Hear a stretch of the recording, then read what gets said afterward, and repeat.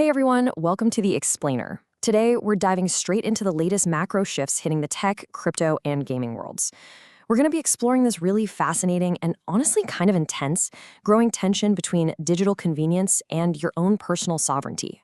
I am so pumped to guide you through this material today because we're looking at a snapshot from July 2026 that shows exactly how fast our digital landscape is transforming right beneath our feet. Okay, here is our roadmap for today. Privacy in the AI era, AI's heavy infrastructure costs, crypto's geopolitical stress test, PlayStation entering the crypto space, and finally, the death of physical gaming. These might seem like totally disconnected stories. We're going from a pop star protesting on stage to massive global macroeconomic shifts, but they all brilliantly illustrate the exact same battle for our digital future. So let's jump right in. Section 1, Privacy in the AI era, kicking off with the Lorde protest. Picture this. It's July 10th, 2026. You're at the Real Cool Festival in Madrid, and major pop star Lorde literally halts her entire set to make a visceral statement about modern surveillance. She stopped the music, looked out at the crowd, and said exactly this. She was taking direct aim at the festival's sponsor, Ray-Ban Meta, and man, did it spark a massive conversation about the tech that's kind of quietly stripping away our mental presence and privacy. She was essentially pleading for real eye contact, real human connection, arguing that hidden cameras recording our every move are just eroding our shared humanity. Now, just to be completely clear on the exact tech she's calling out here, we need to understand the crazy leap in hardware we've seen recently. Remember those super clunky Google glasses from way back in 2013 that got banned from like half the restaurants and cinemas? Yeah, these are not that. Today's smart glasses are engineered to blend perfectly into everyday life. They look completely ordinary, and honestly, that is exactly what makes them so controversial. Just look at these specs. The Ray-Ban Metas pack a 12-megapixel camera, a high-fidelity internal mic, and real-time Meta AI assistant integration, all running without really alerting anybody around you.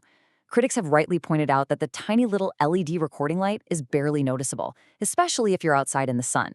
And clearly, this struck a nerve, because within 48 hours of Lorde's protest, over 2.3 million fans were tweeting the hashtag #NotSexyGlasses.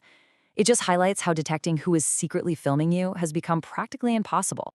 All right, moving right along to Section 2. AI's heavy infrastructure costs, specifically the Claude Fable 5 extension. So, shifting from front-end privacy to the actual back-end systems powering these tools. Anthropic pulled a totally unexpected move and pushed back the paywall for their massive Claude Fable 5 model to July 19th, 2026. Originally, they were gearing up to charge $10 per million input tokens and $50 per million output tokens.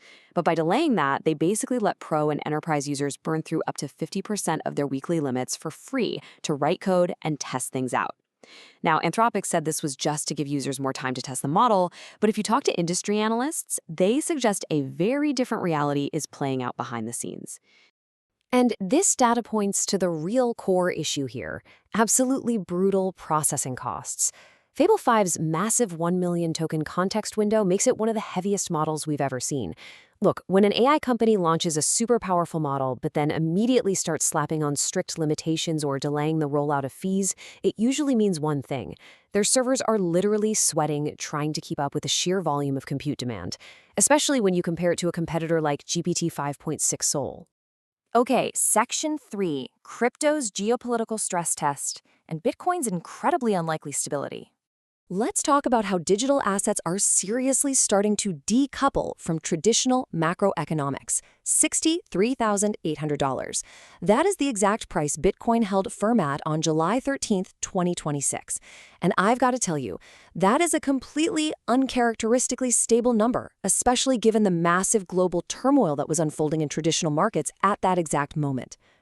We're just reporting the objective market reactions here, but things were incredibly tense. Following the collapse of the US-Iran ceasefire, and with airstrikes threatening the Strait of Hormuz, which, by the way, handles like 30% of global oil, the financial markets reacted violently. Brent crude oil spiked 4.5%. Traditional safe havens, like gold, dropped 2.1%. The S&P 500 fell 1.8%, but Bitcoin, it barely blinked. It dropped a microscopic 0.3%. So the multi-million-dollar question is, why the decoupling? Well, it basically boils down to a few major factors. First off, structural buying. You've got Wall Street ETFs from giants like BlackRock and Fidelity just automatically purchasing and holding Bitcoin, totally regardless of geopolitical news. Second, anticipated Fed rate cuts are pushing liquidity into riskier assets. And third, which I think is the most fascinating part, is Bitcoin's digital immunity to international sanctions. Nations facing heavy blockades can't exactly load up ships with gold, but they can transfer Bitcoin instantly. Put it all together, and Bitcoin is transforming into this uncorrelated asset that just doesn't behave like stocks or gold during a global crisis anymore. Which leads us to Section 4. PlayStation enters crypto space with Sony Bank's Connectia Trust. And speaking of the power of decentralized assets, Sony Bank, the financial arm behind PlayStation, is making a huge and honestly very logical play into crypto. Check out the immediate benefits for them. Step 1, they completely slash those massive credit card commissions they pay to Visa and MasterCard. Currently, on a $70 game, about $2.30 goes straight to traditional payment networks. With crypto, that drops to pennies. Step 2, they unlock seamless global access. Gamers in places like Argentina or Turkey, where international card payments are heavily restricted or hit with crazy conversion fees, can just bypass the local banking hurdles entirely. Now, obviously, if you're trying to buy a $70 game, you can't have the price of your currency jumping all over the place, right? So Sony isn't going to rely on traditional volatile crypto. Instead, they'll use a stable coin. This is a token pegged directly to a stable asset, usually the US dollar. Basically, every digital token is backed by a real dollar sitting in a bank account somewhere, making it completely stable and actually usable for everyday retail payments. Let's check out their timeline. Sony Bank officially formed the Connectia Trust subsidiary in July 2026. They're just waiting on final regulatory green lights from the US and Japan, looking at a commercial launch in 2027. Think about the sheer scale of this for a second. There are over 108 million active PlayStation Network users. If even 10% of them adopt this stablecoin, we are looking at the single largest commercial crypto adoption in the history of gaming, no question. Finally, Section 5, the death of physical gaming, from $10 cameras to vanishing discs. This is where the ultimate convenience of going entirely digital directly threatens your actual ownership of the stuff you buy. We are seeing the glaring symptoms of this shift away from physical hardware right now. Take the official Nintendo Switch 2 camera. It was originally $40, dropped it to an all-time low of just $10, and yet only 18% of gamers actually bought it. Why? Well, there was basically zero third-party game support for it. Gamers are literally voting with their wallets, choosing digital games over niche physical accessories every single time. But listen, the death of physical gaming goes way beyond a cheap camera accessory. In July 2026, massive retail giants like Best Buy announced they're completely stopping the sale of physical game discs, and Walmart is shrinking their disc shelves by 60%. The physical era is ending, and it's gotten to the point where the Dutch consumer group is outright suing PlayStation, arguing that Sony now has total monopolistic control over what a game costs and how long you're even allowed to play it. And this perfectly illustrates what I call the modern consumer trap. On one hand, the pros of digital gaming are undeniably awesome.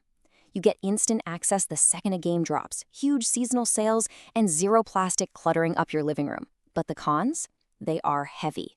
You have absolutely no true ownership. You can't resell it, you can't trade it, and you are 100% dependent on that company's servers staying online forever. When you click buy, you aren't actually buying a game. You're just buying a temporary license to play it. And the dangers of this license-to-use model are absolutely real. Think about it. No physical retail competition means they can basically charge whatever they want. If a server goes offline, your game is dead. If your account gets suspended, poof, your entire library is gone. Just remember back in 2024, when thousands of PlayStation users lost all their purchased Discovery Plus movies literally overnight, with zero warning, just because some background licensing contract ended. That exact vulnerability is the reality gamers are facing right now with their game libraries. So how do we fight back? Well, the Dutch Consumer Group proposed 3 vital steps. First, pass digital ownership laws to legally convert digital purchases into actual legal ownership. Second, mandate a digital used game marketplace so you can actually resell what you bought. And third, require permanent offline archiving so if a game gets pulled from the store, you can still download the files you paid for. Now, the European Union is currently reviewing these consumer protections, but as you can probably guess, massive corporations like Sony, Microsoft, and Nintendo are heavily lobbying against them to keep their absolute control over distribution. And you know, that really brings us to the core of everything we've looked at today. This explainer proves that the tech that feels so wonderfully convenient and seamless today, whether we're talking about smart glasses or an entirely digital gaming library or powerful AI, can very quickly become a tool of control tomorrow. The assets you think you're purchasing today might literally just be rentals tomorrow. So I want to leave you with this final provocative thought as we look toward this rapidly approaching future. How are you going to protect your digital sovereignty?